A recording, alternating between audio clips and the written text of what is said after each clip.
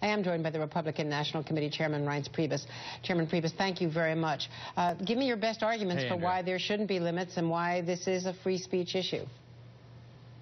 Well, it was our case, so obviously we financed the case, and you know, what it comes down to, Andrea, is that the total individual limit, and by the way, Pete knows his stuff. He did a great job explaining this, but the issue for us is that the individual limits are still there.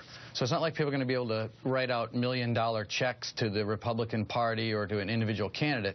All we're saying is the idea that you have aggregate limits, in other words, you can't give the full amount to 10 candidates running for office around the country, or you can't give the full amount to the Congressional Committee, the Senate Committee, and the RNC. It doesn't make any sense. And so the problem with the campaign finance laws generally, Andrea, is that the whole thing is a mess. I mean, the legislature's made a total mess of everything. And I think to your question to Pete, which was a good one, and Pete's answer was right on the spot, which generally is that the committees, like the RNC, the individual candidates, we disclose the most to the public, to the FEC every month. Every stamp we buy, every dollar we bring in is disclosed every month.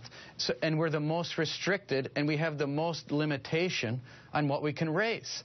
But a lot of these outside groups have no restrictions, but they're unlimited in what they can raise. And so the reason we're excited is that it brings the political parties, I think the most accountable groups in America, a little bit closer to exercising our First Amendment rights just like everybody else. Well, in fact, one of the criticisms of what Sheldon Adelson and on the other side Tom Steyer and some of the other wealthy Democrats do is that it has really sublimated the impact of political parties, that Democratic and Republican national committees are far less important when you've got billionaires running around on both sides financing people and doing so without disclosure.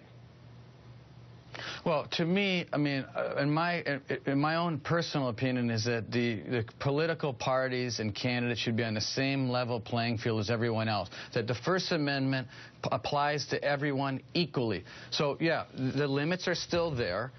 Personally, I think they shouldn't be, but that's not what this case is about. I think we should get to a place where the committees and the candidates that disclose everything should also be able to raise whatever they want, as long as it's disclosed in public. So, I mean, look, I don't disagree with Citizens United. I think it's a good case. I think that we should all be free and exercise our First Amendment rights, but this is a victory today for people who want to see political parties and candidates on the same playing field or a little bit closer as to the same playing field as the First Amendment was intended to allow us to be. Isn't the problem in politics, though, that there's too much money, not too little money in politics today? You know, I don't know about that. But what I do know, Andrea, is that the laws that have been written and passed by the legislature they don't work. I mean, it's a maze. I mean, you look at 2012, right? So we have all these laws restricting money, having all these odd limitations to figure this stuff out. Honestly, I mean, there are very good lawyers here in Washington, D.C. and elsewhere, and we had one of our own in Indiana that have spent their entire careers on these laws because they're so complicated.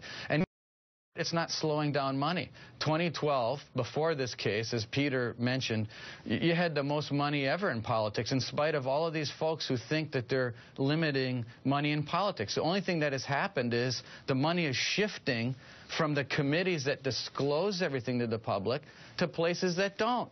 That's what's happened. It's more money just in places that you don't know about. I mean, I personally think our parties need to be more on a level playing field. And it's equal, too. It goes for the Democrats and Republicans. Well, Reince Priebus, thank you very much. The plaintiff in the case today that brought the case before the Supreme Court. Thanks for joining us. Appreciate it. Thank you.